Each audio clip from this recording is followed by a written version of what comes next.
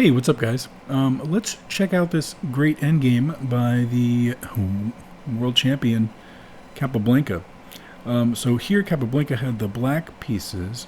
His opponent was Harry Kline, a chess player, honestly, I'm not super familiar with. This game was played in 1913. So Kline just played the move knight e3, improving the knight. And now it's Capablanca's turn. White is about to challenge control of the d file, and if we look at black's position, okay, it's true that this bishop is not doing very much, but the queen is the piece that most needs to be improved. See if you can guess what Capablanca played here. He played the move queen d8, a really nice move, not only improving the placement of the queen, but also really taking control of the d-file. Well, white, of course, does have three pieces attacking the d1 square, so white was able to challenge the d-file anyway. After rook d1, an exchange of pieces on d1, and white decided to take with the knight. Taking with the queen would also be possible, of course.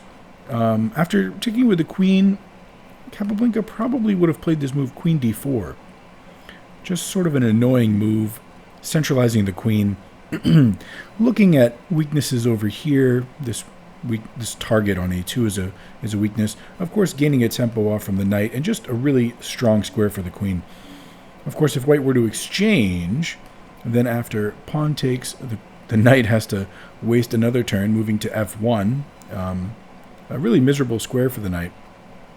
And now, black's king could get very active very quickly. In fact, it could even reach all the way to the queen side of the chessboard to target this pawn. Let's see how. One pawn that white might want to try to win is the pawn on h3, but it takes a long time to do that.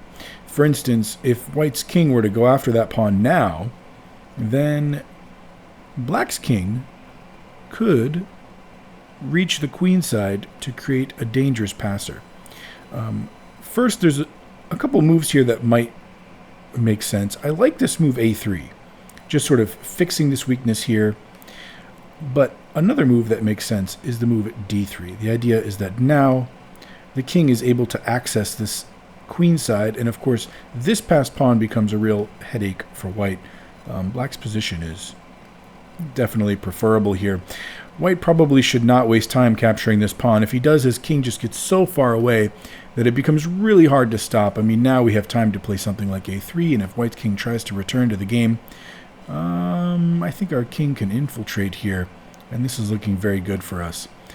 Something just like this, and our king is getting over there. Of course, he could put a little pressure on this pawn, but we're in no hurry. We have all kinds of nice moves like f6 and b5, and our bishop is helping, believe it or not, to break through on the light squares, similar as in the game.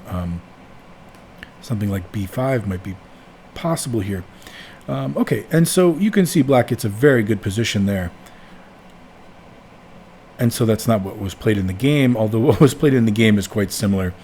Instead, in the game, Kline took with the knight. And now, what do you think Capablanca did?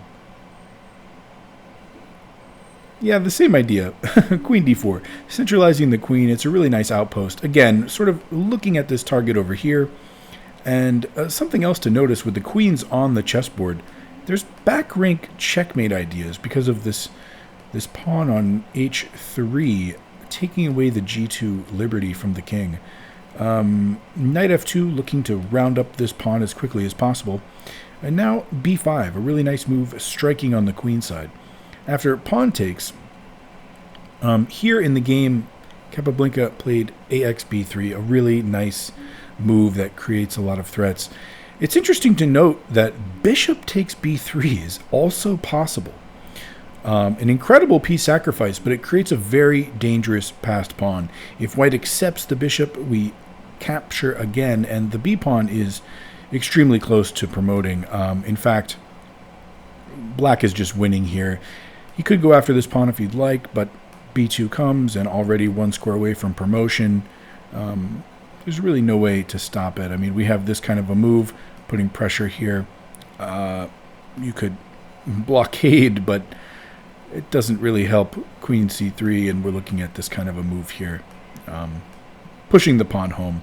Of course, white could try other moves, but we also have this extra passer with 2 connected passers. It's going to be very difficult for white to hold the position. So bishop takes b3, a really interesting idea there that the world champion, who knows, did he overlook it, or maybe he just preferred axb3 because it was less risky. After pawn takes, bishop takes, now knight xh3, and a really nice in-between move here. You'd be tempted to capture this pawn maybe right away, but after queen takes, there's no more pawn on h3, so the back rank mate has been removed. However, this move forces queen f1. You might be thinking, like, well, wait a second, why can't the queen just go somewhere else? Like, for instance, why not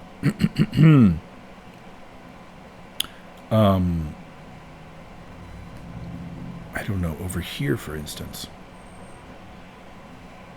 Well, now there's a checkmate in 1.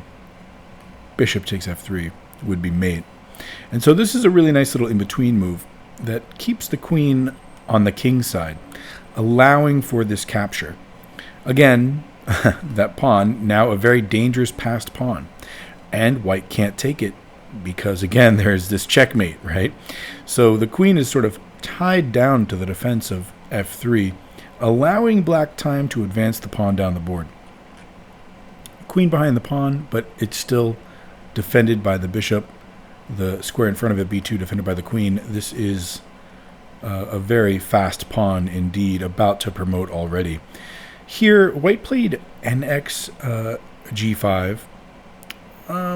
You might think queen takes g5 is a slightly better defense. It sort of works out in the wash. In both situations, white is hoping for perpetuals.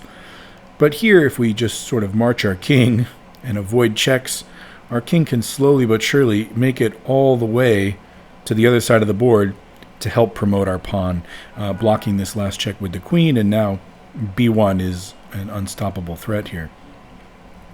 In the game, it was not much different.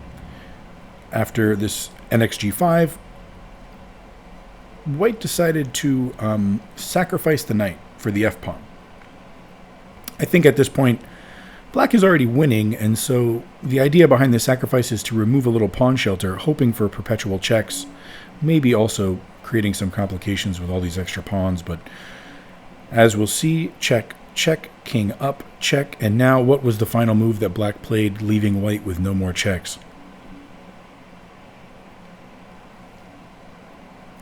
King e8, and now out of checks, white resigned. There is no stopping the promotion. Pawn b1 is coming. A really nice endgame here by Capablanca. I liked the clarity of the ideas between the passed pawn on the queen side working together with the mate threats on the king side. A really nice endgame. I hope you guys enjoyed it as much as I did.